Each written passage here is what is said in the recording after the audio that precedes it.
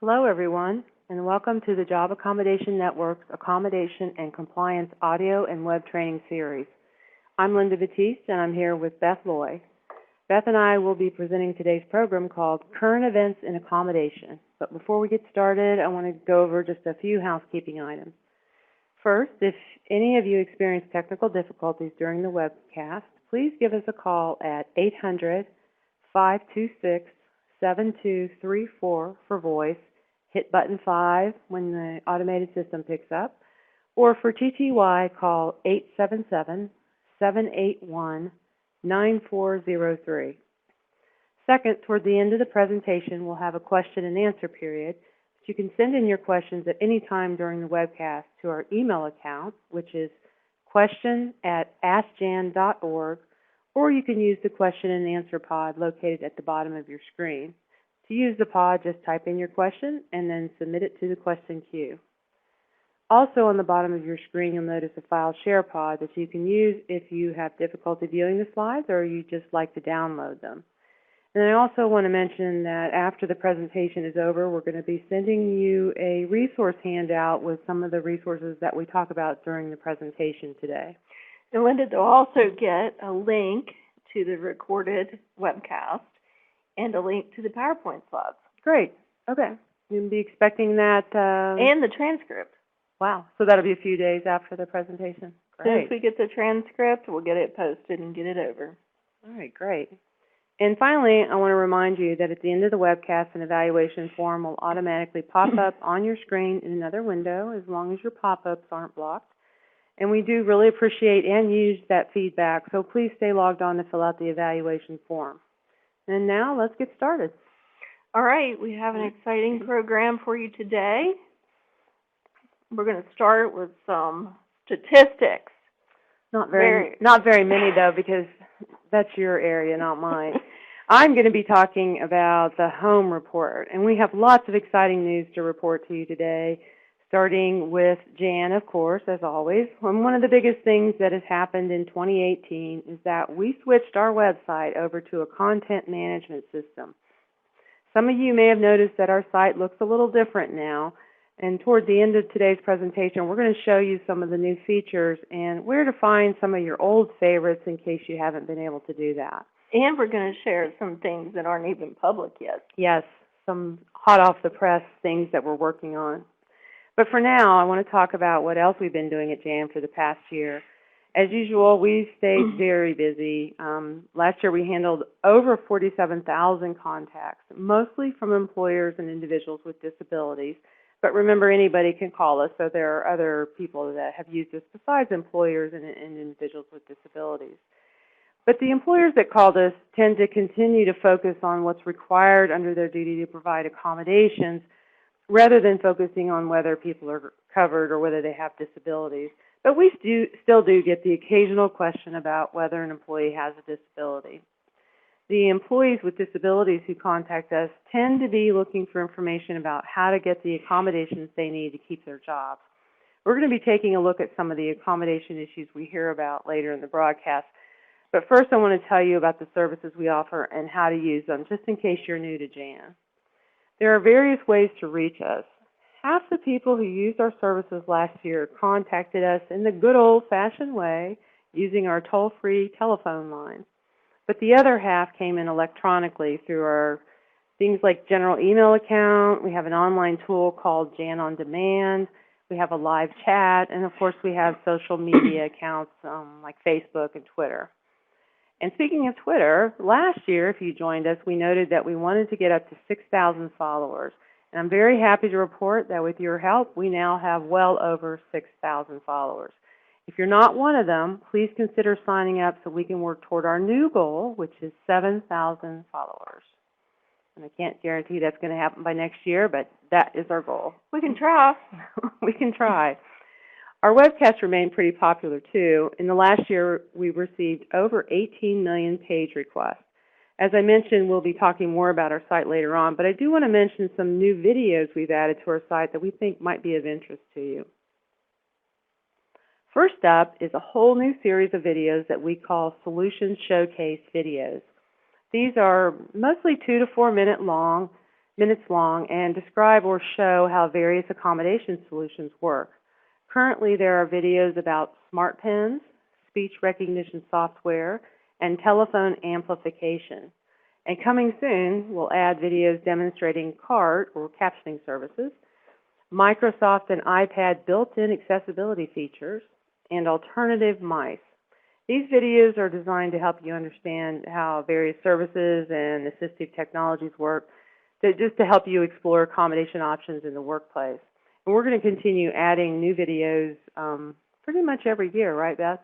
Yeah, and we wanted to do this just to kind of engage our customers into looking at some of the more common pieces of technology that's being used as accommodations. And we kind of took it from the standpoint of a person tuning in, say, to our future iPad video, a person that's not even turned on an iPad before. So we took it from a very basic, user-friendly view to try and say, hey, look at all these features that Windows already has built into its system and that the iPad already has built into its system. So I'm pretty excited about those two videos. Yeah, me too, because a lot of times you don't really need to go buy anything new. You've got stuff already built into what you've already paid for, and a lot of people aren't aware of that. So these videos are going to be really cool just to give you a good overview of what's already there that you don't have to buy. And another thing these will do is if you want to have a technology demo and one of your trainings that you have, you can use these videos rather than having someone come on site to bring the equipment in. Yeah. So it really makes it quite handy, I think. Or even during an interactive process with an employee or with your employer, if you're an individual with a disability, you can pop these up and see if they might work for you. Yeah. The other videos that we have are called the just-in-time training videos, and these highlight various disability-related issues that can come up in the workplace and then offer practical solutions for addressing each issue. So far, we have videos about interviewing a young person on the autism spectrum, managing an accommodation request from a veteran with hearing loss and PTSD, managing an accommodation that surfaces during a performance review, retaining an individual with a chronic health condition, hiring an individual with an anxiety disorder that results in a stutter, and returning an employee with a back injury to work. Now, these are a little longer, and they show people kind of acting out situations in the workplace, doing them wrong, and then maybe a better way to do some of these things. So they're very helpful for training your frontline, training your HR, training your managers, and we're going to be adding to this series as well. And I like these, Linda, because first off, the actors have disabilities. Yeah. And the actors are very engaged in the process of writing the scripts. So that kind of made it... They're very realistic. Right, made it more interesting. And these are good for training, too. They're really good for training. A lot of people have already been using them. And I just want to mention that all the videos I mentioned, these as well as the Solutions Showcase videos, are free. They're on our website. We've included the links on each slide here for the relevant videos. And you can download them anytime you want to use them, as many times as you want. And they're all made to be accessible, and the easiest way to get to them is really on our YouTube channel. Oh, yeah. Yeah. I didn't even think about that. You could just go one-stop shop. Yeah. So good tools for training. And then I just want to say on the home front, we think these are very exciting times. Hopefully you think so too. So stay tuned to the JAN website at askjan.org for all the latest JAN news. And now here's Beth with today's business news, the JAN Cost Benefits Report.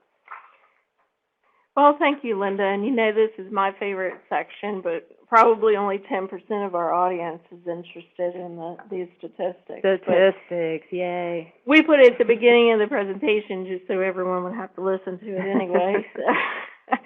In this section, what we want to do is look into the costs and benefits of workplace accommodations. And this is more the business side of implementing the ADA and Rehabilitation Act.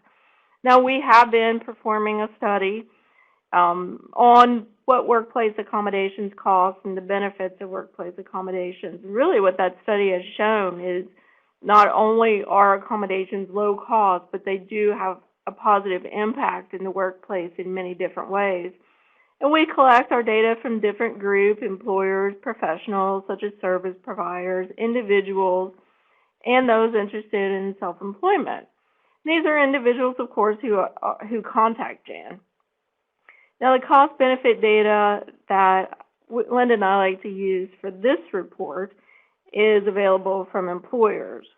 And usually employers know more about the costs and the benefits of an accommodation, so that's why we analyze these data.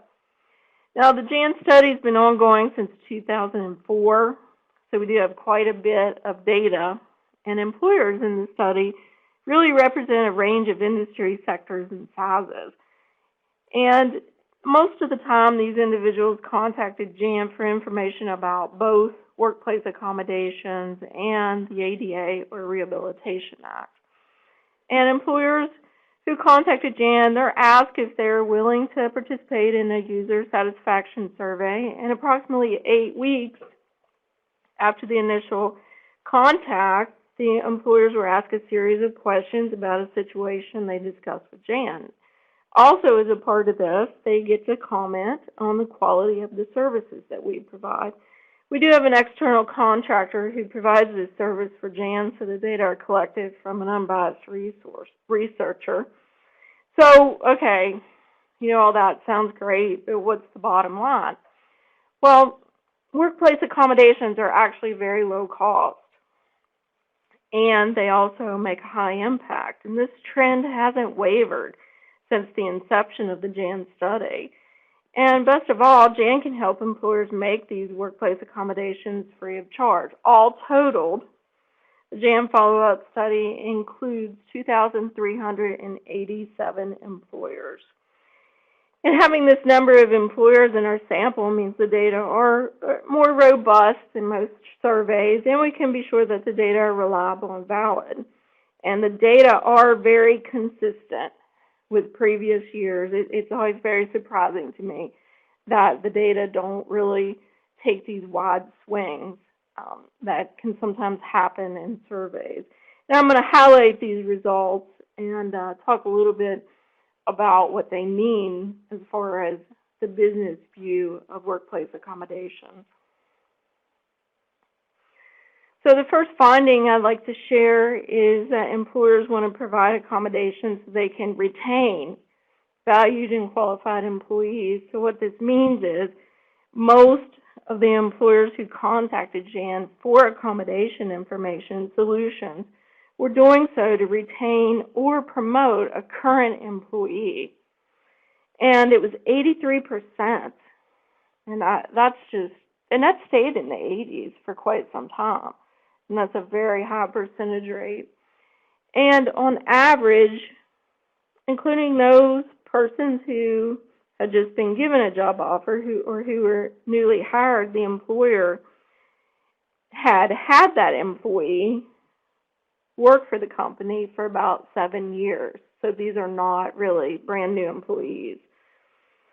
The average wage was $14 for those paid by the hour, and the average annual salary was $51,400. So these are not minimum wage jobs. In addition, the individuals tended to be fairly well educated, with 55% of individuals having a college degree or some other type of terminal degree. So let's look at a real example, because that's really what's more interesting than just talking about the numbers. And Linda and I pulled some examples for you today, and we think these kind of exhibit the different types of benefits and costs that we're talking about. So we had a situation that involved an insurance specialist, and this individual had post-traumatic stress disorder, had difficulty handling stress and controlling his emotions. And the employee's physician stated that these limitations were due to his mental health impairment and the side effects of his diabetes. Now, this individual's job performance and attendance were declining. Now, in this case, of course, he wanted to be at work more, and his employer wanted him to be at work more.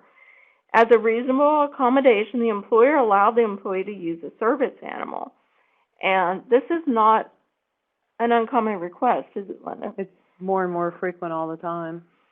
And the service animal was beneficial in helping the individual handle stress and controlling his emotions. And by making this accommodation, the company was very happy. The company was able to retain a well-qualified employee, and the cost of the policy modification was $0. So, in a case like this could be something that's very easy to do in a workplace. Okay. I see questions coming in about service animals, so we'll hit those we'll later. get to those, don't worry. I expected them. Okay, so the second finding I'd like to share is that most employers report no cost or low cost for accommodating employees with disabilities. And this is always what gets me excited, because over half of all accommodations were made at no cost. Well over half. Yeah. Almost 60%, 59%. And of those that did have a cost, the typical cost of accommodating an employee was $500, and this has remained at $500 for several years. It's amazing. You'd think it'd go up with inflation. You'd think it would, but it has not. And I see the raw data that come in, and that is an accurate representation of the data. So, it always gets exciting when you're running that number to see what's going to come back. And when it comes back as 500, it's still surprising that it remains so steady. So let's look at another real-life example of an accommodation situation. This was a quality control manager. This individual had trouble sitting for long periods of time due to chronic pain. Now, as a reasonable accommodation, the employer purchased a sit-stand workstation.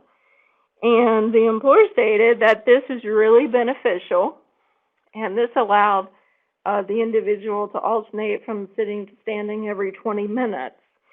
And the employer felt that this allowed the employee to really increase her productivity. And the cost of the sit-stand workstation was only $500. That varies a lot depending on what you get, but you can get some inexpensive ones that do the trick. Yes. Now, the third finding I want to share is that employers report that accommodations are effective. And this is probably my all-time favorite statistic, and to me, I don't think it is quoted enough. Now, of those responding, 75% reported that accommodations were either very effective or extremely effective. And to me, I don't think the rest of these data mean anything without this statistic. Right, they have to work, or it doesn't matter what they cost. So, if I was going to invest $1 to get a 75% return, you can bet I would. I'll take that. Yeah.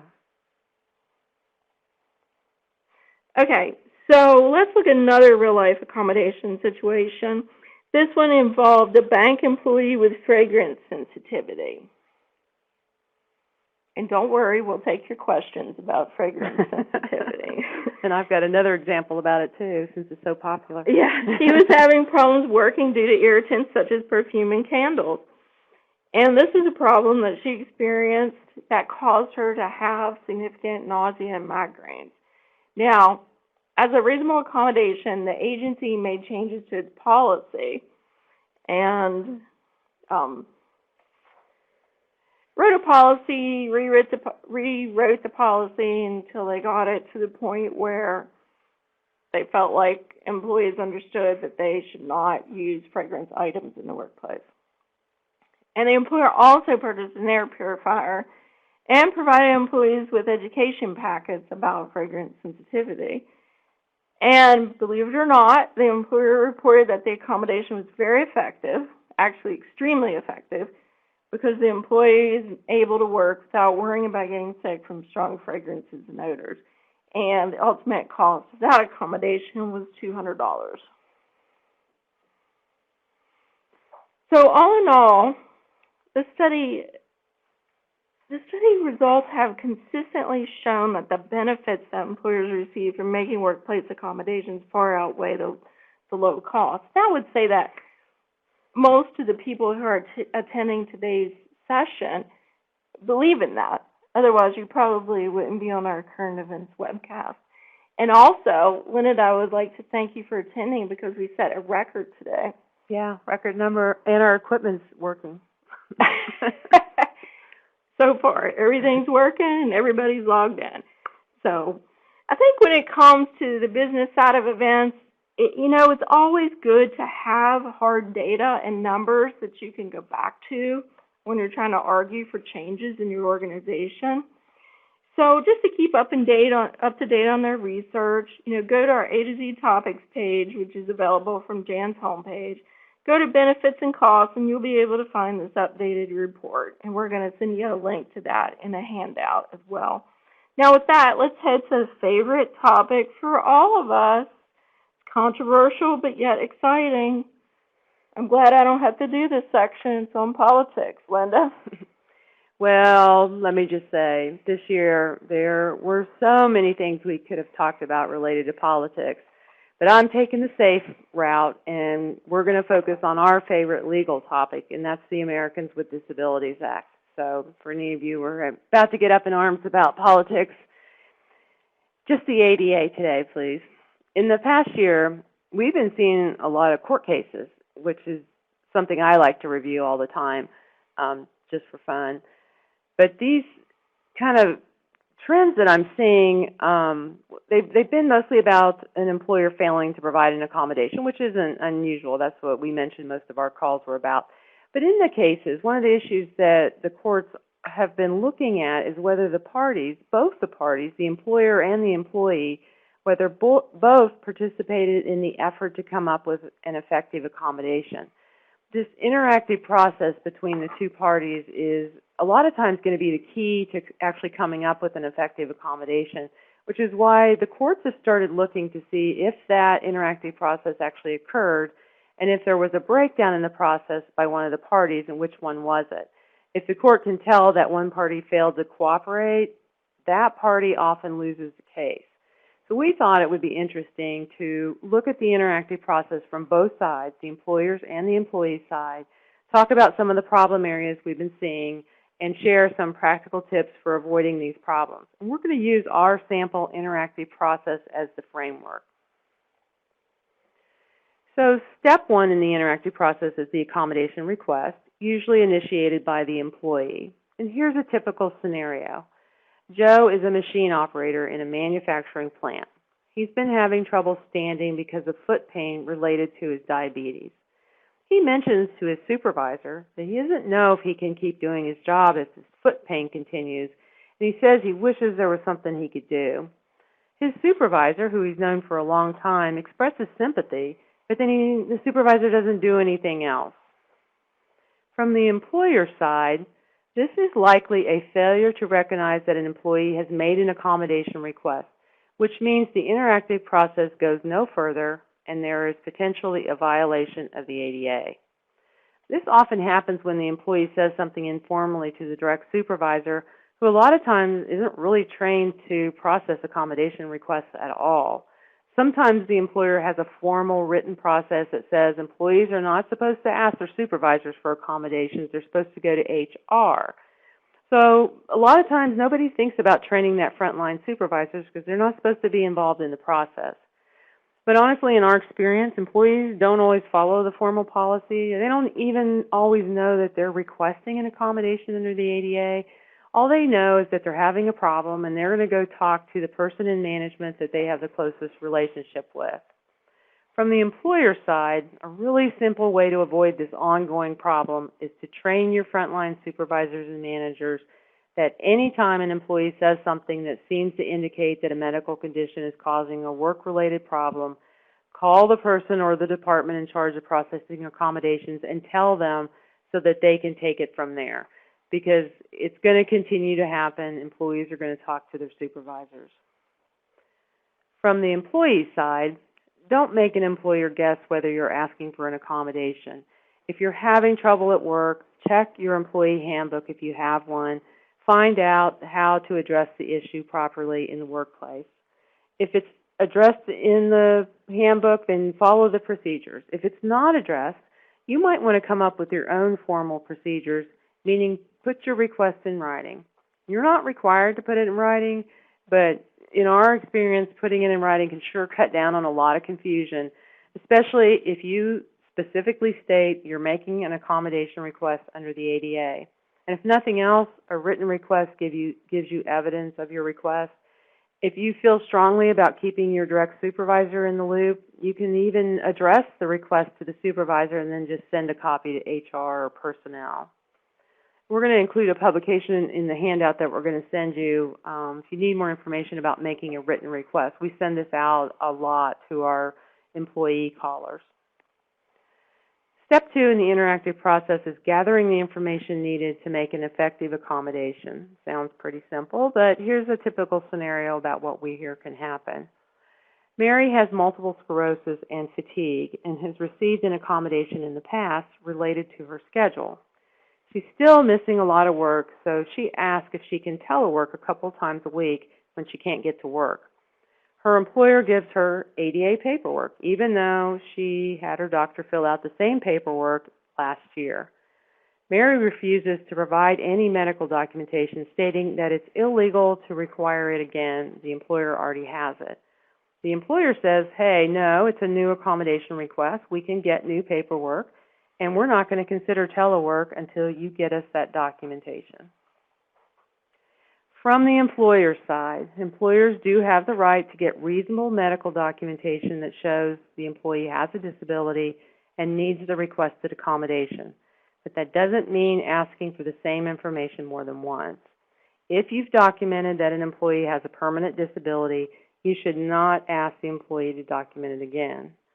In our scenario, Mary might be right. The employer may have everything that's needed. But we don't know that for sure because in addition to documenting the disability, the employer can document the need for accommodation.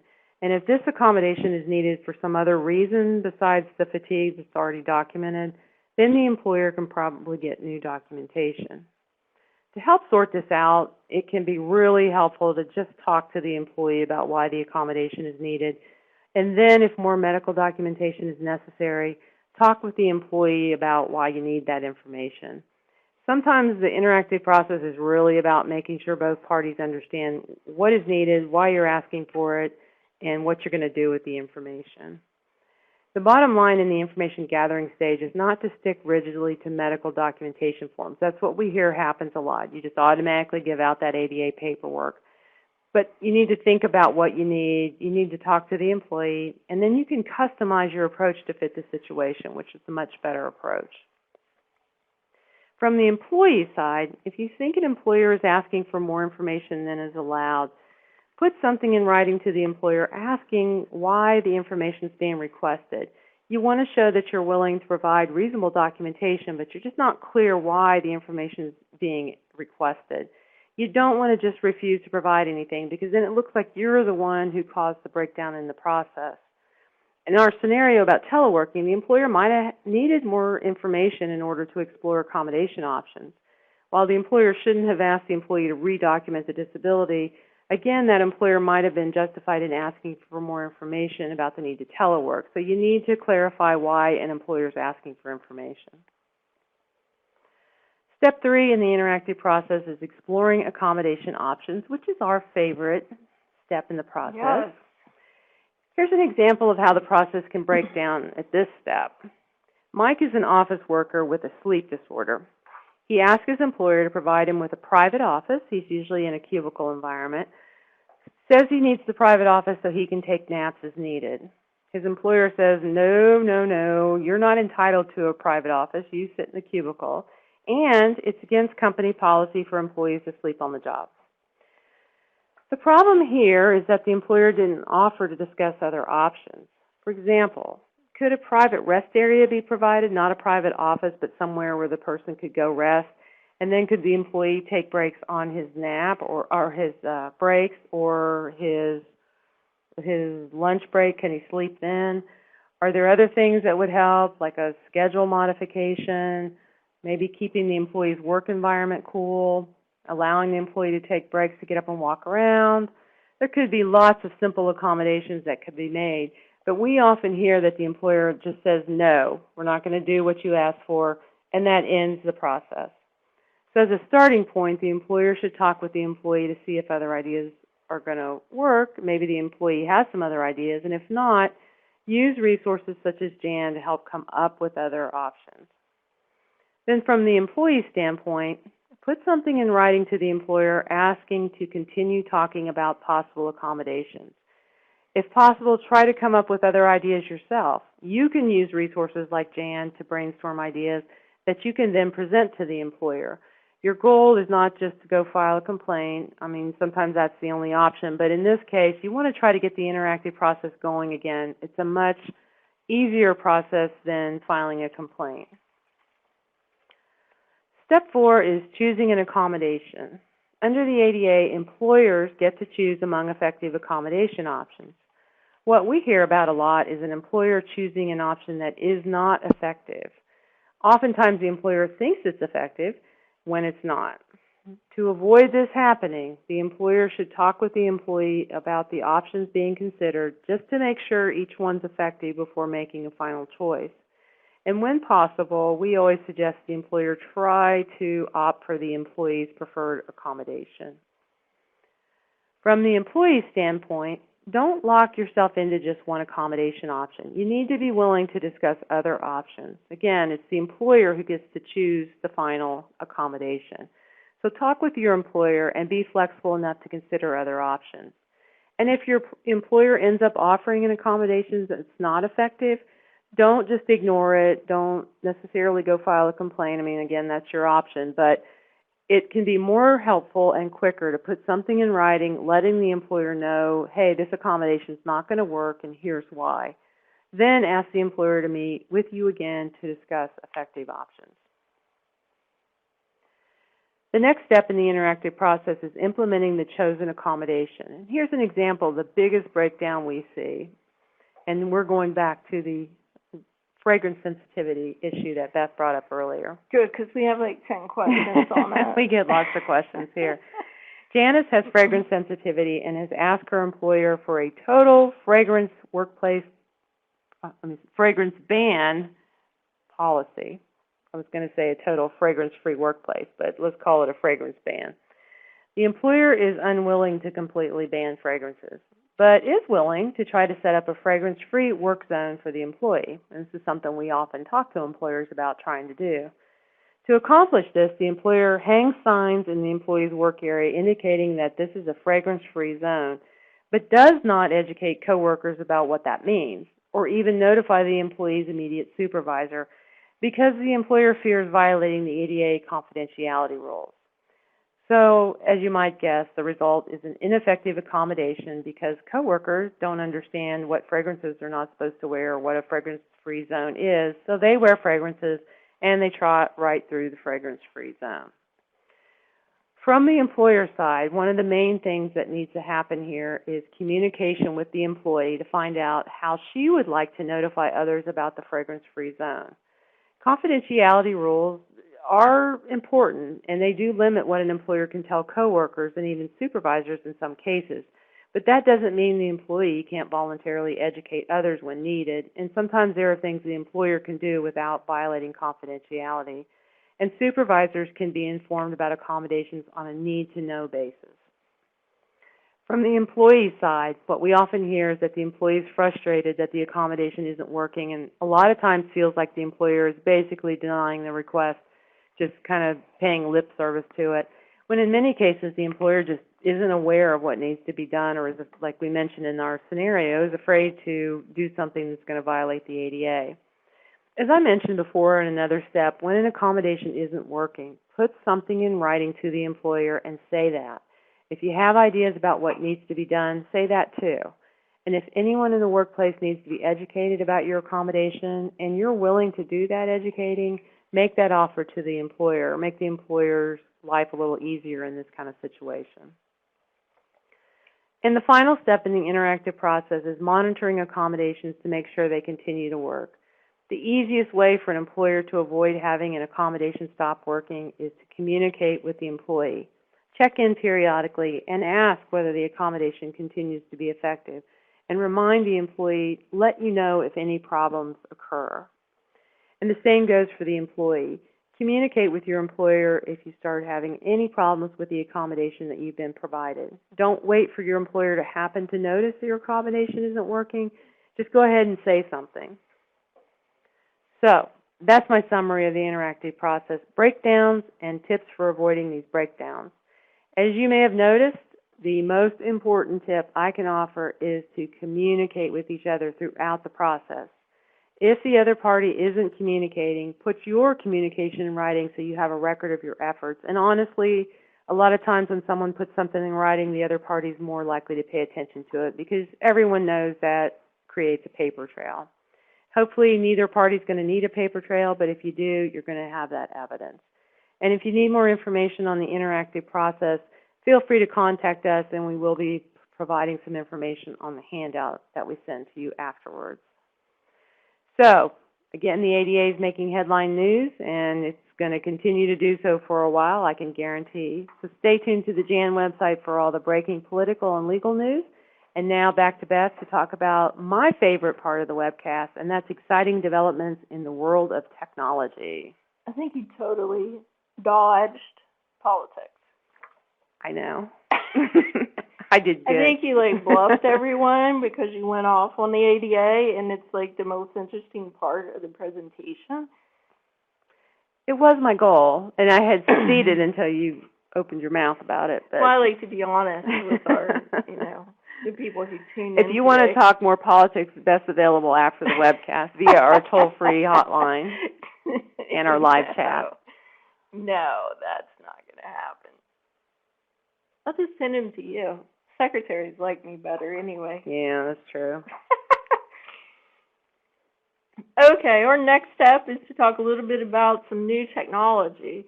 This is always kind of exciting. We tend to get information on products that aren't necessarily available yet or new ones that are just on the market. And this is a new type of wheelchair. This is called the Model M wheelchair. It's from a company called Will. And this is kind of a cool wheelchair because it has a lot of rollers on each wheel, so it makes it very easy for a person to turn the wheelchair on a dime. It also has something called a scoot seat, and what happens is when you pull up to a table, the seating part of it will push you up so that you're closer to the table. So that's cool. Yeah, you can go underneath the table, and the chair itself sits back from the table. That's cool. So I thought that was a really neat design. Has 3 speed settings, and it goes 5.5 miles an hour. Ooh. Right, and it'll go for 15 miles on the charge. That's cool. That's I like a long how it way. looks, too. Yeah, that's a long ways. So pretty exciting wheelchair. The cost of this is $10,000. So here is an app, and this is actually a free app, and you can get it for whatever type of smartphone that you have. But this is an app. It's very customizable, and it was designed with the idea that it can support individuals with intellectual disabilities, and it helps them independently complete tasks. And what's interesting is that these tasks can be broken down into manageable steps. So a user can access a picture, can access text, or can access audio to support the different steps that go along with the task. Also has video where it can prompt a user or show modeling of what the task, how the task needs to be done, and all of this is supported within one app. It's called Task Analysis Life, and this was actually designed by a department at Clemson. And it also works on GPS location, which is cool because for different locations, it'll automatically populate the tasks that go along with that location. So if somebody's at work, it automatically populates with work-related tasks. If the individual is traveling from work to home, it automatically populates with those tasks. Once the individual's home, it automatically populates with home-related tasks. So, very cool device that the Clemson people have designed. Okay, so next is the Instapot. Right. Okay, you might not think of this as an accessible device, but this device has become so cool. I don't know if any of you out there remember the old-time stovetop pressure cookers. Don't You look at remember me. those? Why are you looking at me? Because I'm no, old. my grandmother used one. Do you remember Great, those? your grandmother used one. No, seriously, do you remember those? Yes, I do. It's very scary. They used to make the whistle like the train was coming and stuff. Yep. Well, this is a whole different thing. This thing is Bluetooth enabled. And you hook your smartphone up to it, and it'll actually read the screen to you. That's scary. So you don't have to have vision to work this thing, even though it looks like it's very vision-based. And to me, it's just so exciting once you pair it with your smartphone, and then your smartphone has the voice output that tells you what's going on with the Instapot. Wow, very cool. There's no excuse for not cooking now.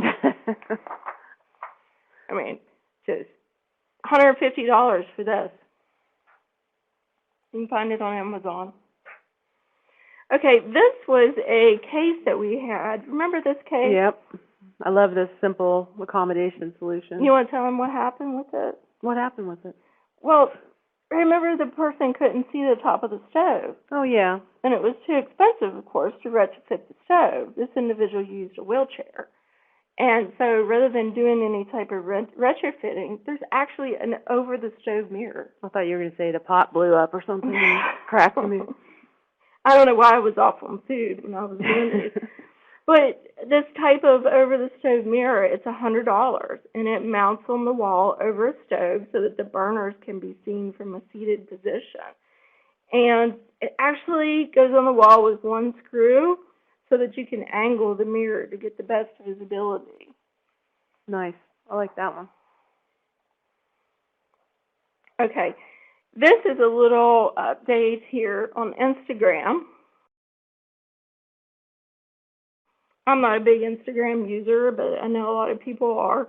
And recently, Instagram introduced 2 new features related to alternative text and custom alternative text so that individuals who cannot see the image but use screen reading software will better understand the image that's on Instagram since it's so heavily image-based. Oh, wow. And the coolest part of this is for people who don't want to take time to actually customize the text, the system will adopt object recognition technology, and that will formulate an alternative text.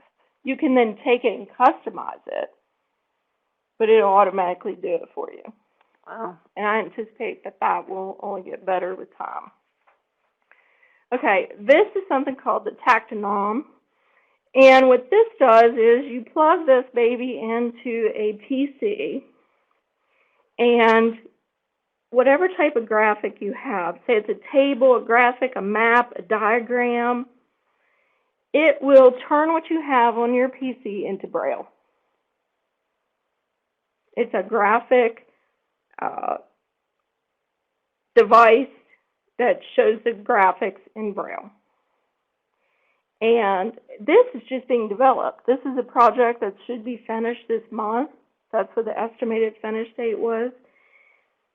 And, you know, just imagine you can plug this in if you're working on a map, and immediately you can fill the different places in the map in real time. So there's no price on this yet. The software is supposed to be open source, and usually when it's open source like that, you'll see a lot of updates and changes to it once it's out. Next, we have this little dolly. This little dolly is called the Dozop. That's how I pronounce it anyway. This Dozop is neat for like moving paper, moving boxes and paper around the office. It's a collapsible dolly. It's $40. And you can actually, the cool thing about this is it collapses into one piece. It doesn't come apart. So you can put it all together and then stick it on the shelf. Looks lightweight too. That'd be good for taking with, maybe. Yes, and it can handle, and it's lightweight, but it can handle up to 250 pounds. So it can handle a good bit of paper. Okay. Next product is something called the Cara. And this was developed by Caltech. And what it does is the researchers at Caltech developed what's called a cognitive augmented reality assistant. And this uses Microsoft HoloLens to make objects talk to you. So you put these on, and Cara uses computer vision to identify the objects in a given space, and it says their names. And you'll know if there's a chair in front of you, if there's a door to your right, and the closer you are to something, the higher the pitch of the voice that's speaking to you. So as you get closer, the pitch gets higher. You have 3 different modes. You have a spotlight mode, which only talks about objects when you're looking directly at them. You have a scan mode that will name everything that's in your view. And then you have a target mode, and that lets you focus on just one object. And that is not out yet either, but going to be pretty amazing when it does come out. Next, we have something called a code jumper. I like this. It's not really workplace related, but this is a project for kids who are blind to teach them how to code on computers. And it's called Code Jumper. It allows children to learn coding by connecting these physical blocks together, and each block is about the size of a football, and it's very brightly colored, and there are different sizes for different commands, and the children can connect them together to build a computer program. And Microsoft has been working with the American Printing House for the Blind to help tweak this system, and it's going to become available in the United States, Canada, India, Australia, and the UK this year. No price on that yet either. Nice. Good, interesting products. A lot of things that aren't out yet, but that are in development. All right, Linda, you're up. All right, thanks. This year in the living section of our broadcast, we're going to be talking about disability and conduct in the workplace, because we get loads of questions about what an employer can do when an employee's disability is causing conduct problems. As a starting point, let me say that the ADA does not prevent employers from having workplace conduct rules. Employers are allowed to develop and enforce conduct rules that apply to all employees, including employees with disabilities.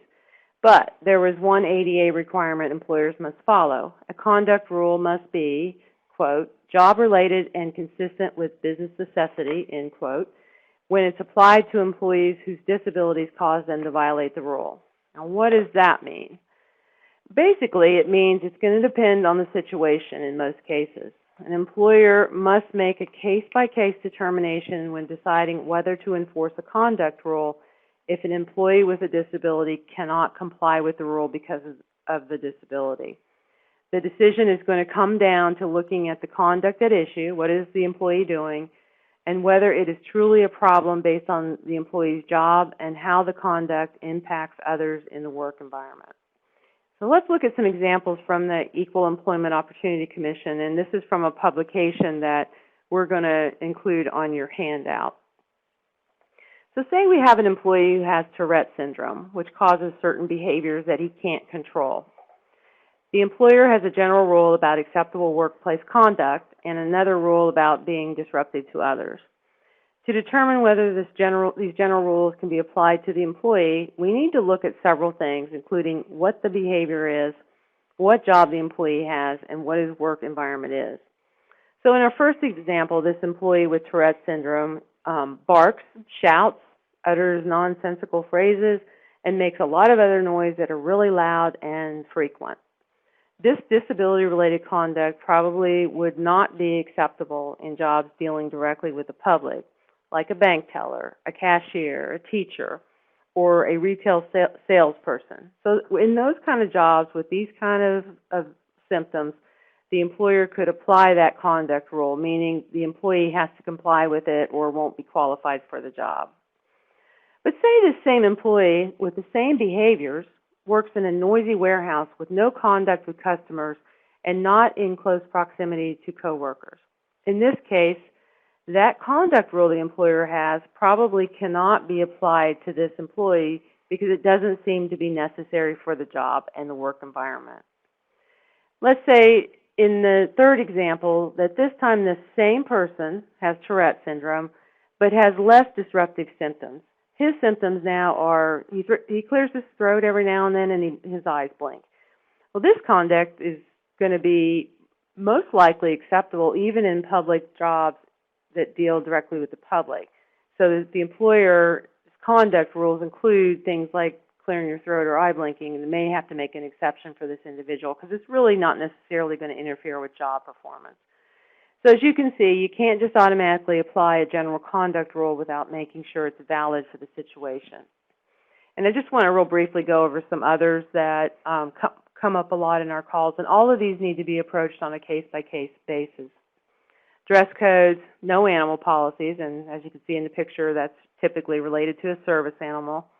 Leave policies, schedules, not allowing food or drinks at the workplace. That can come up for employees with conditions like diabetes where you need to drink periodically. Probationary periods, maybe somebody can't get through training in the usual time and needs accommodations to extend the probationary period.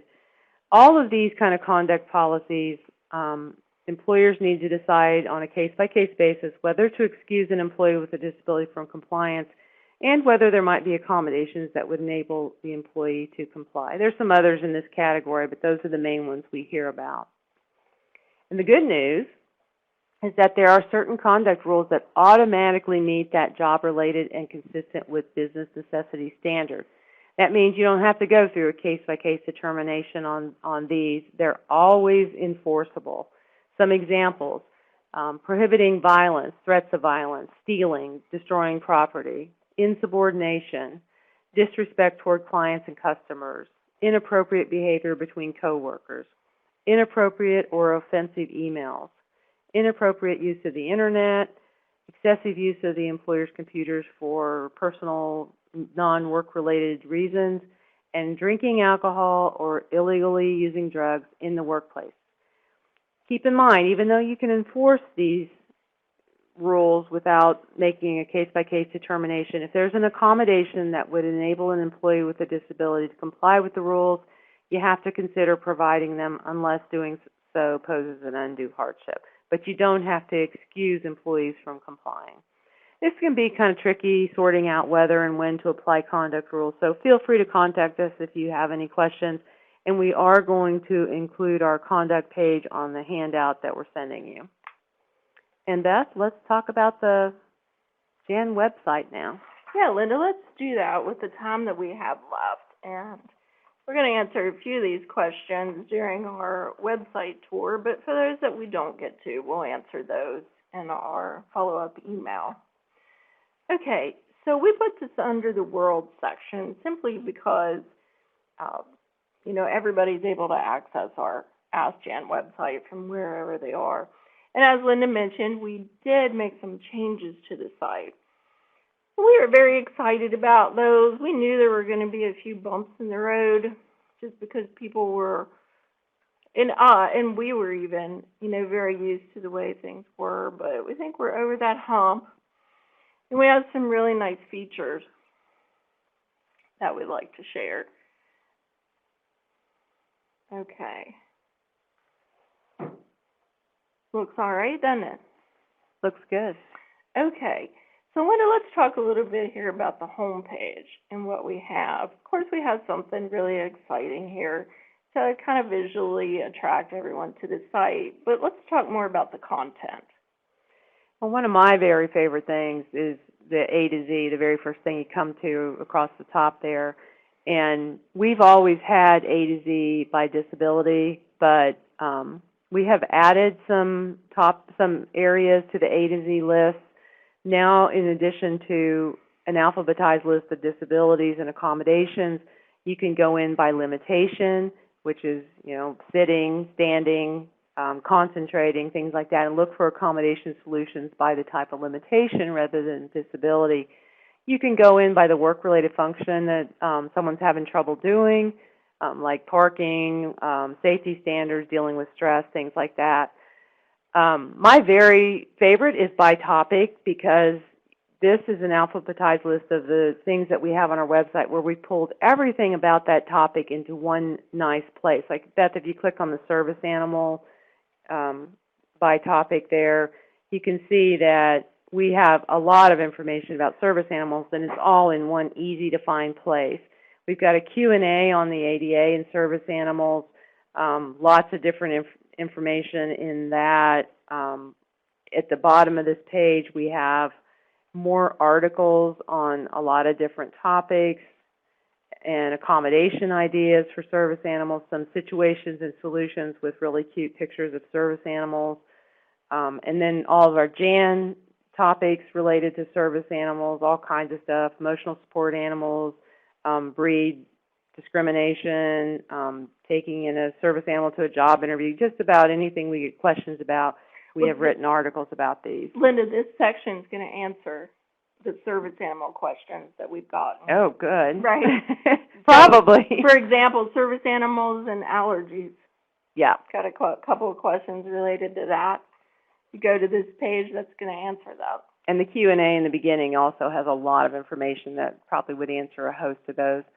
And then at the bottom of this page, we have external links to other publications that might be related to service animals and organizations and resources. So it's all right here, and we have lots of other topics on our by topic page that you can find everything in one easy-to-find page. Okay, back to the A to Z. Oh, yeah, talk about our new tab. Well, yes, our new tab that is not public yet, that you can see on here. Yes. You guys are getting a preview of something that's not available yet. Actually, two things that are.